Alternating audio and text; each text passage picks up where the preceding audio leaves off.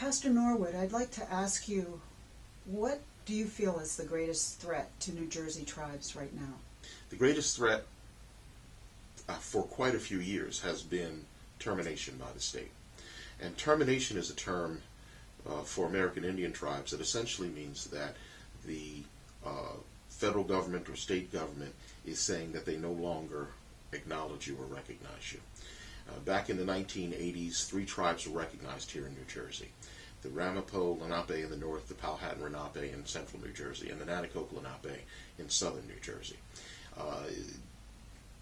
We enjoyed that recognition, which allows for certain protections and benefits from the federal government to flow to the state-recognized tribes.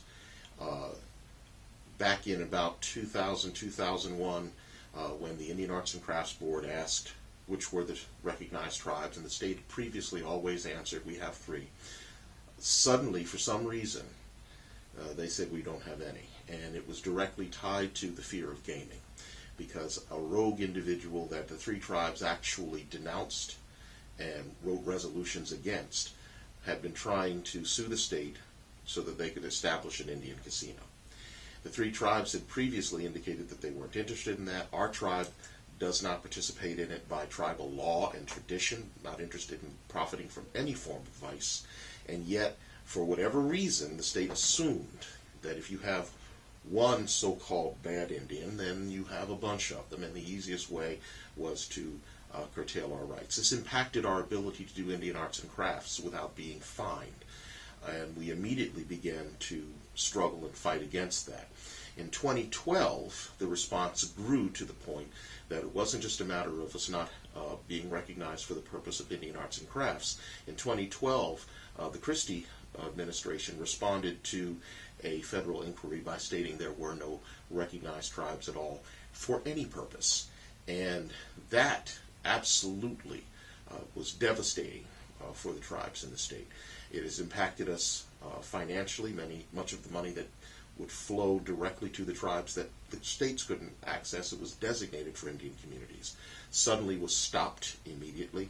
Our eligibility to apply for certain things, including our students to apply for scholarships, they were no longer eligible because they were unrecognized Indians.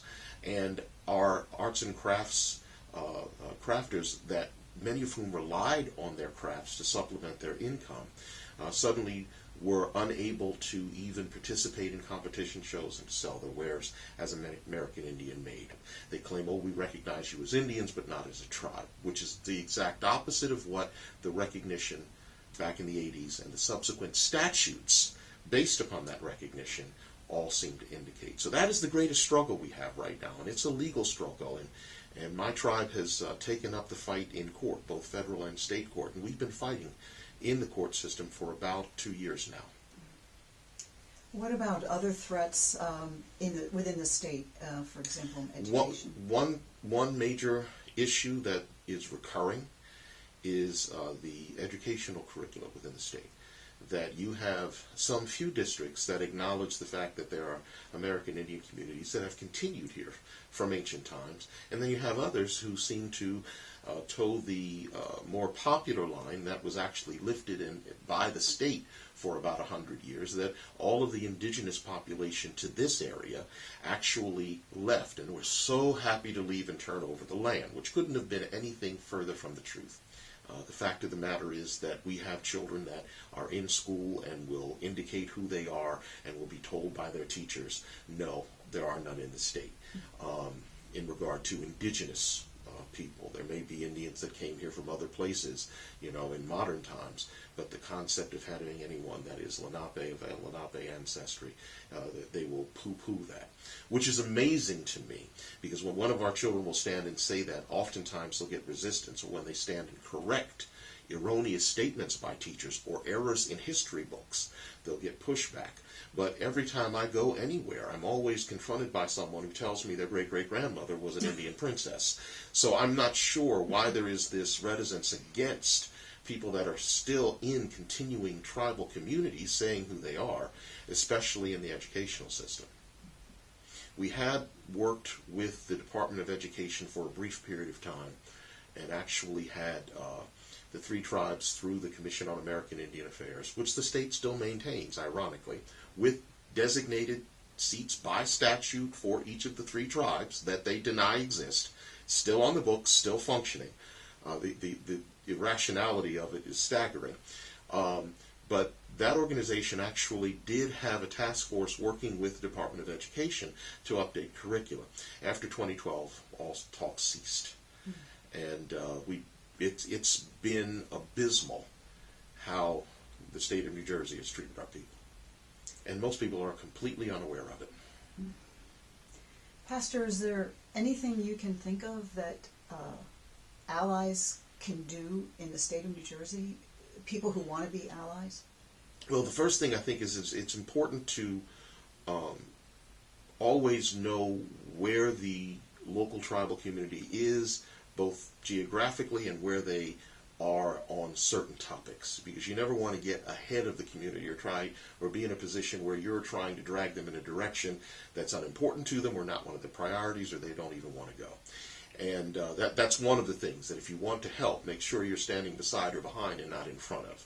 The second thing is that you can be an advocate by simply evaluating what is being taught in the school. And if it is being taught that there are no American Indians in the state, or the Lenape all left the state, and there is no mention of the three tribes that are obviously here, even incorporated in law, then your children are being miseducated. And that's something that needs to be addressed, and it can be addressed in concert with the tribes. It can be addressed in concert with the Commission on American Indian Affairs. The other thing is that when it comes down to certain statements, it's a process of kind of sensitizing yourself to some of the ways that people speak, and their words and their phrasing have a power oftentimes that has incredibly negative impacts on folks. When I'm in a room, and I'm starting to see this being corrected, I'm very grateful about it, but when I'm at an event or in a room and people are talking about the history of America or American culture, and they say things like we're a nation of immigrants, that absolutely denies who the indigenous people are and cuts us off from being incorporated into modern America, because we're not immigrants. Another common mistake that people make is to say, well, American Indians believe. Well, I've been involved in national tribal meetings and in national tribal organizations, nation-to-nation discussions between tribal governments, and I want to tell you, I can't get tribal leaders in a room to agree on anything sometimes. And so to group us all together and say that we all are of one opinion or all have the same view of things also is a erroneous stereotype. So understanding what it is the local tribal position on certain issues, and then perhaps also getting a view from some of the national organizations like the National Congress of American Indians or the Alliance of Colonial Area Tribes, which are larger organizations that incorporate this area. The National Congress of American Indians actually is, over 200 tribes across the United States, and the tribal governments that join. So looking to where those types of organizations are, in addition to coming to know and have a relationship with the local tribal communities, is important.